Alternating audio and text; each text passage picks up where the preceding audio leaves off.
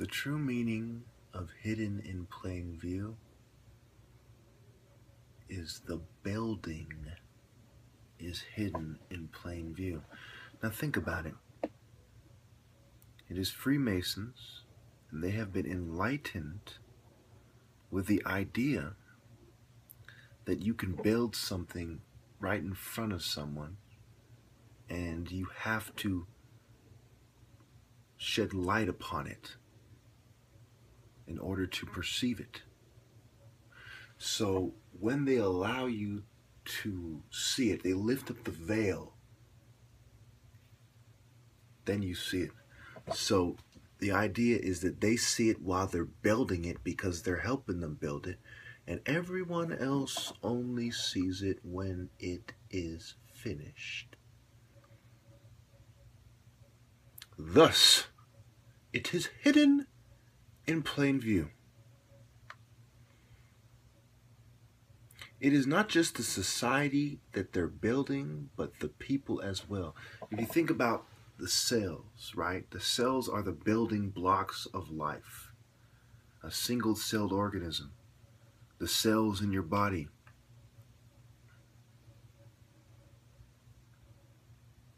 A terrorist cell, a prison cell. There's a lot of wordplay that you can discover with this as well. But let's just stick to the topic at hand, shall we?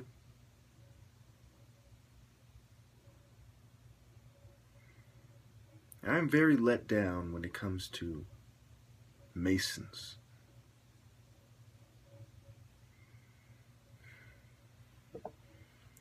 And what they're building. You have to understand that the entire Masonic philosophy is based on the idea that there are rich people throughout history who were either part of the church or teamed up with the church that used it to control other people and to make society the way they wanted it to be for their own benefit. Thus, the Mason seeks to create a society that they can manipulate for their own benefit. Thus, the secret passageways, the tunnels, what have you. So the craft will survive.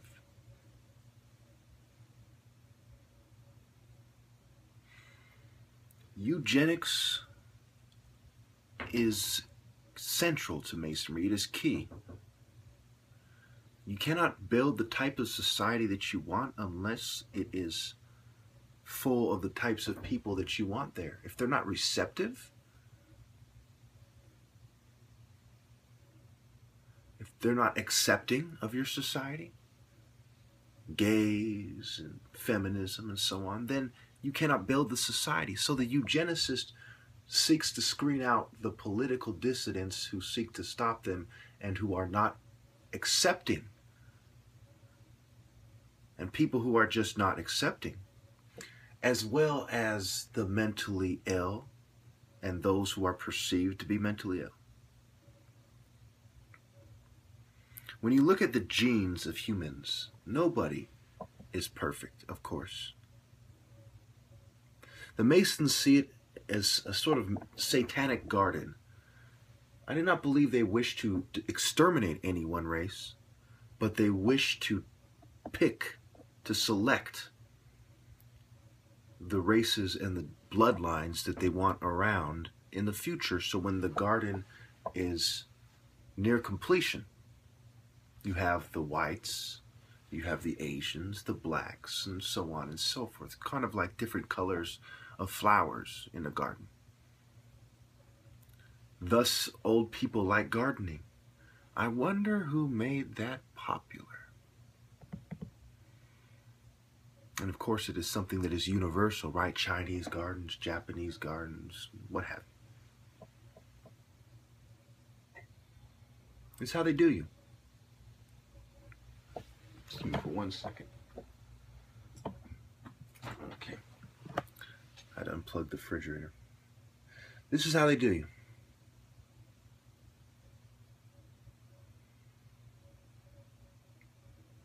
And one thing you must see is that this is a battle of morality and I've said it before many times, we are racing against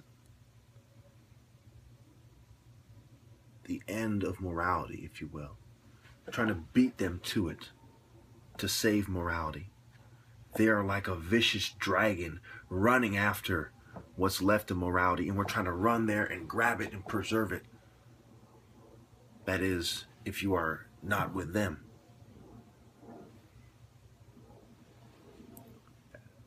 With the fall of morality and moral convictions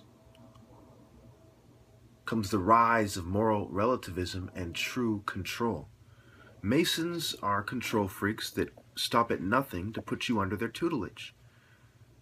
You have no idea how many times they've tried to coerce me and bribe me and in order to get me to be part of their martial art dojos and be placed beneath them. Join their different philosophies and religions and be placed beneath them. They stop at nothing. This is absolutely about control and destroying morality to achieve control. If your servant says, I'm not going to do that because I believe that's wrong, do you really control them as much as you want them to? Long ago, the pagans of old, when they had servants, their servants would have sex with them. They would kill for them. They would do any disgusting, distasteful, and deceptive thing for them.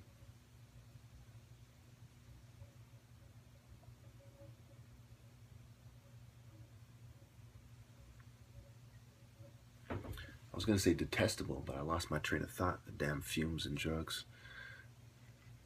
But this is how it is. So when you see somebody who's a deep thinker such as myself, who sees what they're doing, okay? I think we all can agree that these people aren't as smart as they claim to be.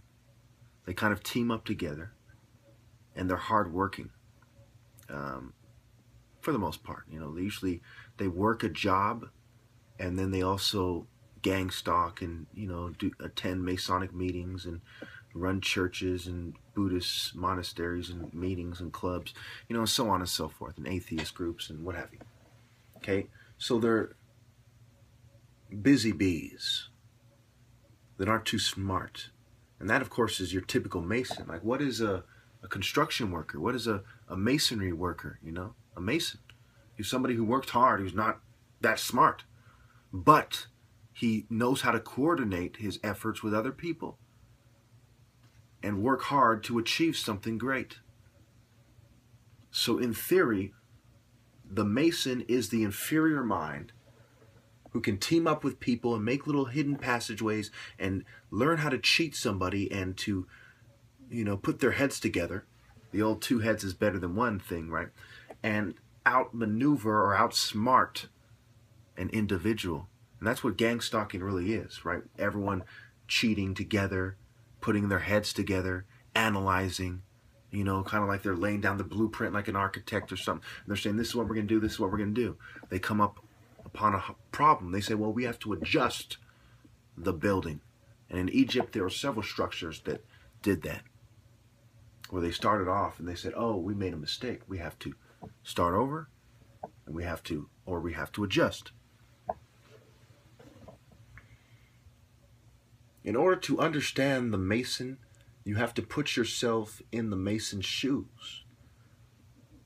It is impossible to understand the Mason without accepting that he is a coward, that he is a conformist, that he or she is selfish, that he or she is shallow, that he or she is materialistic, he or she is evil, he or she is a liar, and they are of this world. You must also understand that presentation is key.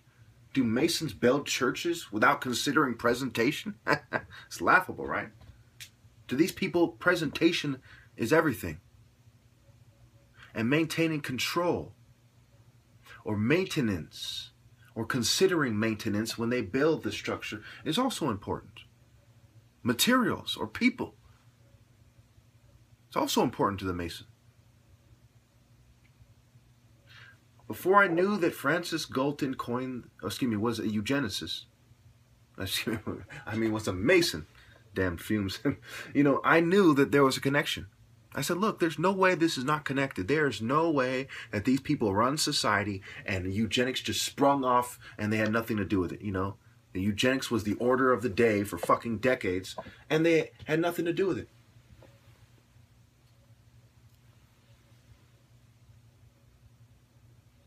All eugenics was scientists saying, we're starting to understand, heredity and biology more. So how can we use our scientific perspective to create the world that we want? There is no way that these quote-unquote scientists and pseudoscientists and, wannabe philosophers would magically miss that. No fucking way.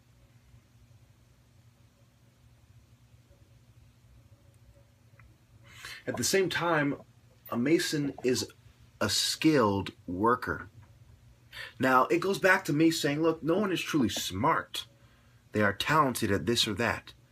And that's exactly what Masons are. Some of them are good at, sculpting the statues that might go there. Some of them are good at the architecture aspect of it. Some of them are very good at coordinating the team and being a project manager, a site manager, what have you. They have different, talents, right? They're a skilled worker. They fool you into thinking that they're smart with their knowledge of the subject matter and their skill at the, when it comes to the respective topic or subject.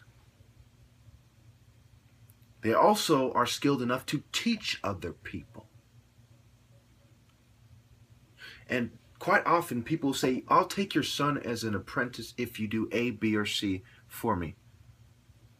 You got to understand all the aspects of it, and without even being a Mason, you can see what they're getting at based on the titles they have. Fellowship, apprentice, master Mason. Does it take a genius to figure out what they're getting at? They have the Knights of Kadesh and the Knights of Malta and the Templar degrees and so on. Does it take a genius to see what they're getting at? Banking, eugenics, psychiatry, these are all major parts of Freemasonry when it comes to applied Masonry in politics, in the world, in society. It's very sad. I understand psychiatrists the same way I understand Masons. I'm not friends with them. I don't follow them around. But I see the effect they have on society. I see where the money is going. I know them by their works, as the Bible says. Psychiatrists are mass murderers. You can tell the tree by the poisoned fruit. The tree is rotten to its root. It's the same with Masonry.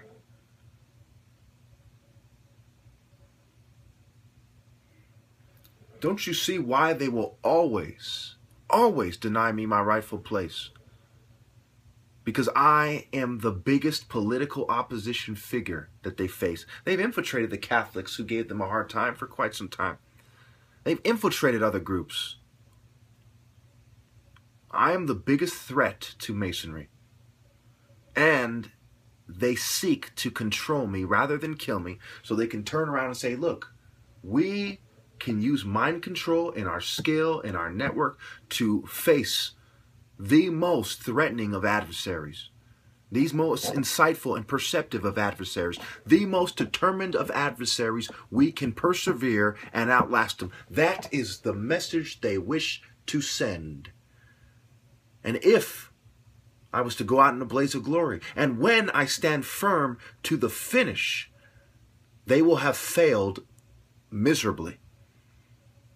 And they will do anything they can to conceal that failure. Skull and bones. Another way to look at it is the skeletons in their closet. They must consider how they can carefully conceal that while using the ones in your closet against you. Life and death, eugenics, poisoning, drugging, alchemy. Thank you. Quite often my enemies hear my superior philosophy, and it reminds me of a criminal that goes to church, or a drunk who can't kick the habit going to AA meetings. They hear the superior philosophy, but they can't change their ways.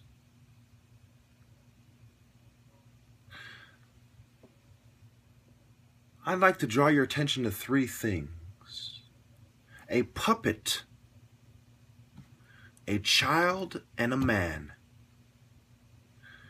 We all know the childish traits of the New World Order and how they exemplify them to a T. Selfishness, shallowness, cowardice, materialism, conformity, evilness, and lies. These people know that this is what they are. This is who they are. These are their traits. But their role in society and their egos do not allow them to admit that. They're not going to say, well, yeah, he's right about that. It's never going to happen. Except for maybe a few exceptions, of people who turn to God and reject Masonry. That's why the Catholic Church was right that Catholicism and, Christianity really, and Masonry aren't compatible. You're either one or the other.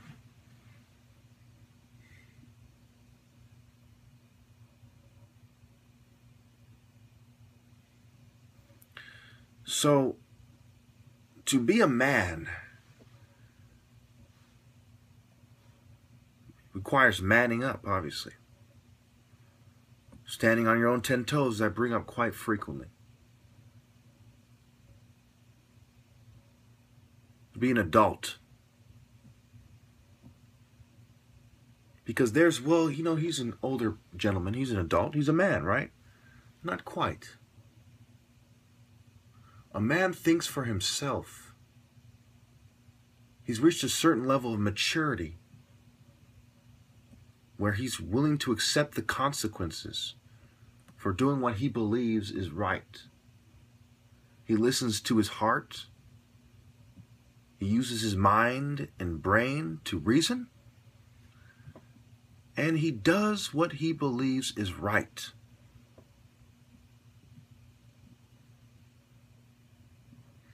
A puppet, in this instance at least, is someone who may be capable of thinking for themselves, but their actions are controlled by others, at least one other person. And so it is with a child. That's what a child and a puppet really have in common, is they're controlled to a certain degree. To various degrees, respective degrees. A man is in a category of his own. I've conquered manhood a long time ago. There are many people who are older people, senior citizens, who never truly became men. They've always let secret societies and social pressure and so on control them. The social pressure doesn't manifest itself. It's not spontaneous fucking generation.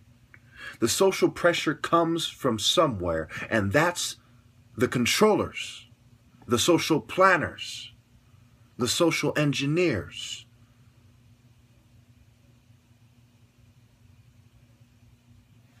It's funny how there was this guy, what was his name, Lofner or something?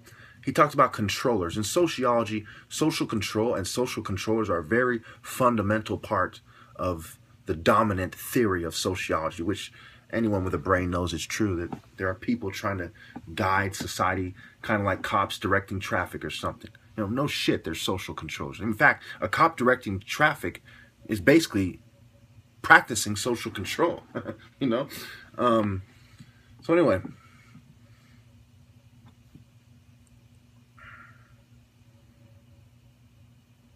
it's very interesting how that works, how something that we all know is true. That's another example of being a man. A man will say, look, you can't lie to me. I'm not going to play stupid. I'm not a child. I'm not a puppet.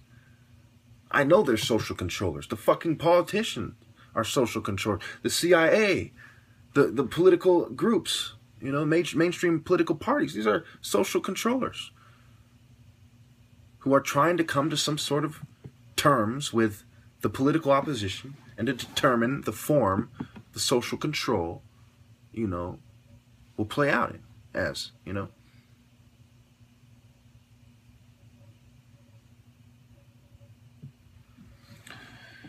So, I think it's very disgraceful that people want to downplay the importance of being a man. So feminism and all the enemies of Christian values, really, when it comes to a strong family, I mean, really, these aren't just Christian values. I say Christian values because it's keeping it simple. Pagans even believed in strong families depending on the culture. I'd say the majority of pagan cultures believed in the importance of having strong families. So these are really natural values.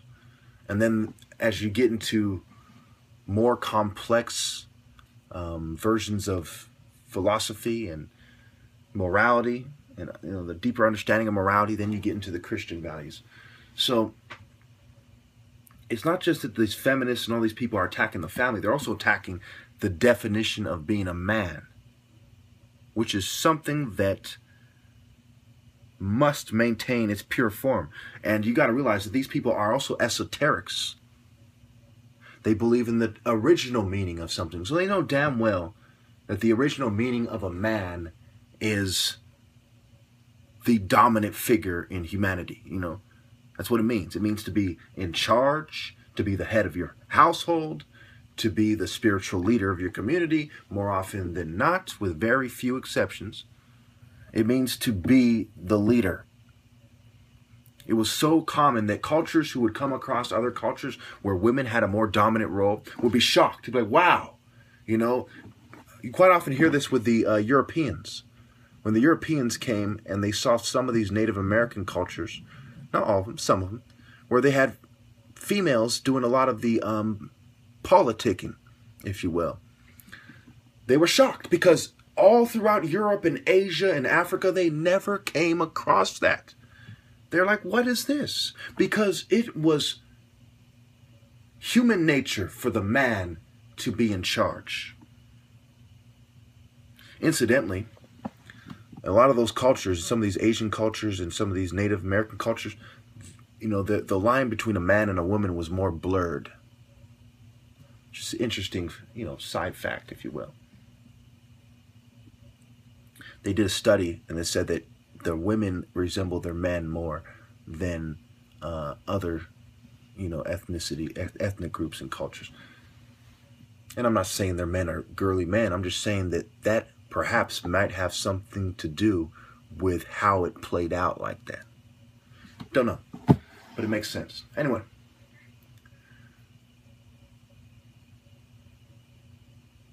When you look at the Egyptian culture, for example, it was very dramatic, the separation. Men typically were depicted as being dark. That was very manly. He's a dark man. And I'm not trying to belittle light-skinned races. I'm just saying that that's their perspective. Because they're in Africa where the black man was manly. And he dominated all the nice land in Africa. And the other races kind of were forced into the sand where there was no Nile. Where there was desert, desolate desert. So they said, you know what, to be a man is like being a black man, a strong black man. And to be kind of these feminine women, these less than man types of people is like these lighter skinned races that we conquer, that we've forced to pay tribute, that we've pushed way back. Again, I'm just telling the truth. The truth, that is the truth. I'm not saying that fucking, they're right about that. But that's how they saw it. And I can see why.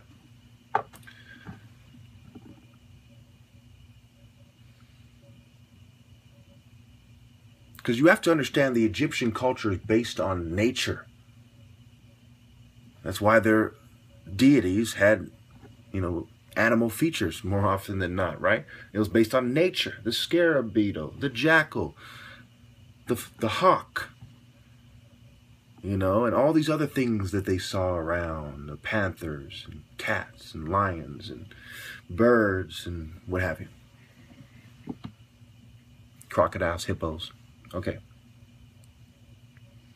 They said to understand oneself and what it means to be a man, we must look at nature and what it means to be a man naturally. That's why all the pharaohs yearned to establish themselves as warrior pharaohs. They said, we are the protectors. We are the biggest men around. Not as far as size, but, you know, as far as definition of man. We exemplify. We manifest the qualities of a man. We express them more dramatically than other men, and other men do what we say. So when you're a puppet, you are also emasculated, and that's where the LGBT philosophies and the gender feminism are, come in, and they're injected into society, because these sickos on top who naturally are not that. They're not the man. Oh, he's the man. You think you're the man. They're not that. So what do? They have to bring you way down for them to feel like that. It's kind of like a bunch of mini-me's who are pushed around by big, strong warriors. And then one day they come up with some technology and some, trickery, and they cheat and lie and do horrible things to gain the upper hand. And then they're trying to, dumb the smarter, stronger people down and make them more weak so they can put them beneath them and tell them what to do in the kind of Egyptian tradition, which is why it's on the dollar bill.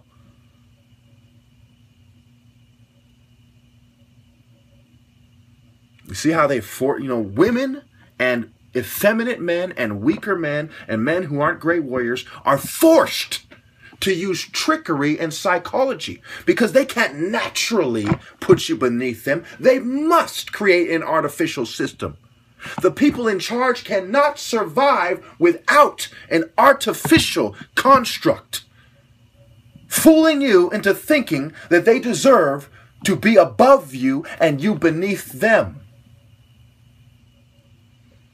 And so when they saw religion, Christianity, and paganism, they said, how can we twist these things? How can we use our secret network, work behind the scenes, be manipulative, conniving scum, and usurp the people who are natural leaders?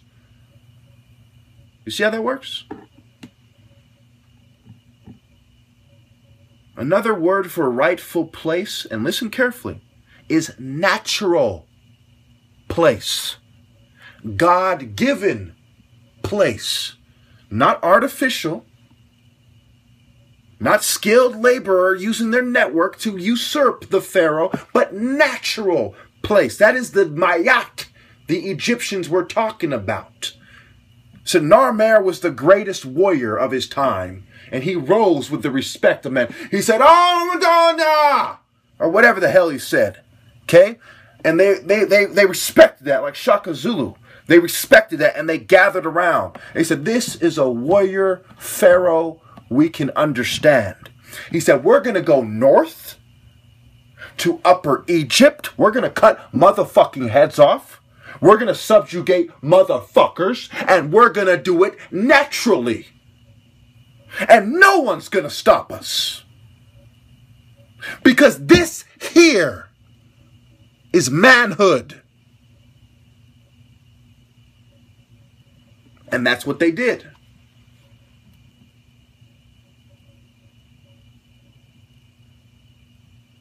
God gave man dominion over the earth. Now,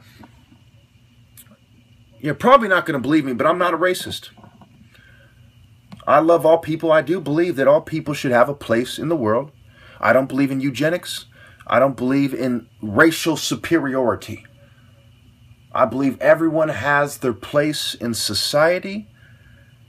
And yes, some people are natural leaders, but we should be content with who we are. Women should be content to have a woman's role. Skilled laborers should be content being skilled laborers. Natural leaders should be given their place. That's what I believe. And I don't see how I could possibly be wrong. But I'm out of time, so I've already made this video 30 minutes because I'm going to put it with the first clip. So thank you.